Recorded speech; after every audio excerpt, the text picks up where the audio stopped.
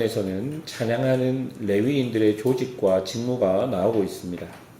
찬양 역시 하나님의 질서 속에서 각 사람을 통해 하나님의 선하심과 인자하심이 드러나는 일이라는 것을 본문을 통해 볼 수 있죠. 오늘 본문 전체적으로 보면 하나님을 찬양하는 일 역시 내가 중심이 아니라 하나님께서 중심이 되는 일이라고 우리에게 이야기해 주십니다. 조직을 갖추고 그 조직을 아삽과 헤만과 여두둔과 왕의 지휘 아래에 둠으로써 찬양대의 각 사람들이 자신의 목소리로 하나님을 찬양하고 높이지만 그것이 각 지도자들의 지휘 아래서 하나님의 기준 안에서 다른 사람들의 목소리와 조화되어 마치 한 목소리처럼 하나님을 높여야 한다는 것을 우리에게 보여주는 것이죠.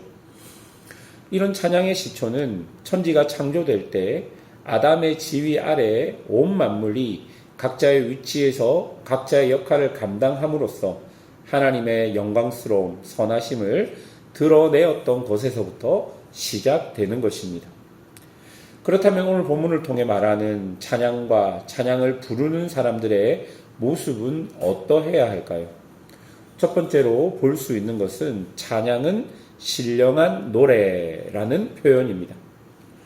1절과 여러 구절을 보면 찬양을 신령한 노래라는 단어를 써서 표현하고 있는 것을 볼 수 있습니다. 이 신령한 노래라는 단어의 의미는 영감을 받아 말하다 혹은 예언하는 자들이라는 뜻이 있습니다. 영감을 받는 것과 예언은 모두 하나님께로부터 오는 것입니다. 즉 찬양은요, 단순히 노래를 부르는 것을 넘어 성령의 감동 아래 하나님이 하신 일을 노래를 통해 나타내고 드러내는 것임을 본문에서 우리는 볼 수 있습니다. 에베소서 5장 19절은 이렇게 말합니다. 시와 찬송과 신령한 노래들로 서로 화답하며 너희의 마음으로 주께 노래하며 찬송하며 라고 나옵니다.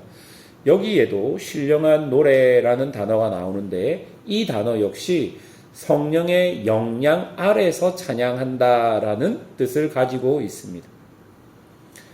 여러분, 이렇게 성령의 영향 안에서 하나님으로부터 오는 것으로 찬양할 때 어떤 일이 벌어집니까?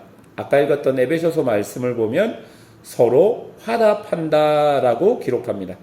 다시 말해서 신령한 노래는 우리를 하나님과 연결시켜 주고 또 우리 옆에서 함께 신령한 노래를 부르는 사람들과 연결되어 간다라는 것을 보여주는 것이죠. 내가 하나님을 찬양함으로써 하나님과 연결되는 것, 그리고 내가 하나님을 찬양함으로써 내 옆에 똑같이 하나님을 신령한 노래로 찬양하는 사람과 영적으로 화합하고 연결되어 간다는 것을 이 신령한 노래라는 단어가 보여주고 있는 것입니다. 하나님을 찬양하는 사람들이 그 찬양 안에서 함께 연결되고 화합되는 것, 이것이 신령한 노래라는 단어가 우리에게 보여주는 것입니다. 그래서 교회가 하나님을 찬양할 때 하나님 안에서 하나 될 수 있다라고 말하는 것입니다. 두 번째로 본문을 통해서 우리에게 보여주는 찬양은요, 하나님의 말씀 안에 있어야 됨을 보여줍니다. 5절 하반절을 보십시오. 헤만은 하나님의 말씀을 가진 왕의 성견자라. 하나님은 헤만에게 14아들과 3딸을 주셨더라 라고 기록합니다. 여기서 성견자라는 단어를 보십시오. 성견자는 보는 자라는 의미가 있습니다. 즉 하나님께서 보여주신 계시를 보는 자라는 의미를 가진 것이죠. 여러분, 헤만뿐만 아니라 아삽과 여두둔 역시 역대하 29장과 35장을 보면 성견자로 불립니다. 그러니 그들 역시 하나님의 계시와 말씀을 보는 성견자였던 것이죠. 찬양의 지휘를 맡은 세 사람 모두 성견자로 하나님의 계시를 볼 수 있는 자라는 것은 그들의 찬양이 오직 하나님만 향해 있음을 보여주는 아주 중요한 대목입니다. 찬양은 하나님께 올려지는 것입니다. 만약 찬양이 하나님이 아닌 사람을 향해 있다면 그것은 찬양이 아니라 노래일 뿐일 것입니다. 이것을 우리는 꼭 기억해야 하겠습니다. 또한 찬양 역시 말씀 아래에 있어야 함을 보여줍니다.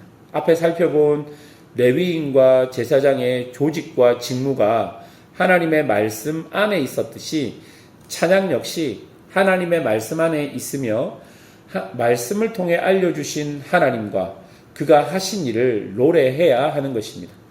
말씀을 넘어서는 찬양은 존재할 수 없죠. 말씀을 넘어서는 찬양은 하나님을 향한 찬양이 아닐 수 있는 것입니다.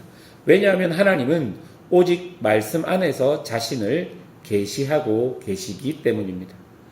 말씀을 벗어나 사람의 감정만을 중심으로 하나님을 찬양하는 것은 경계해야 합니다. 자칫 음악 소리와 악기 소리에 취해 찬양의 본질 대신 하나님이 사라져 버린다면 그것은 찬양을 아무리 불러도 하나님을 찬양하는 것이 아닐 수 있기 때문입니다. 철저하게 찬양은 우리가 하나님만 바라보는 것이어야 합니다. 찬양을 하면서 눈물을 흘리고 손을 드는 모든 행위는 우리가 하나님께 나아가 하나님께로부터 오는 위로와 격려와 은혜를 경험했기 때문에 가능한 것이지 음악 자체에 빠져서 그러는 것은 안 되는 것입니다.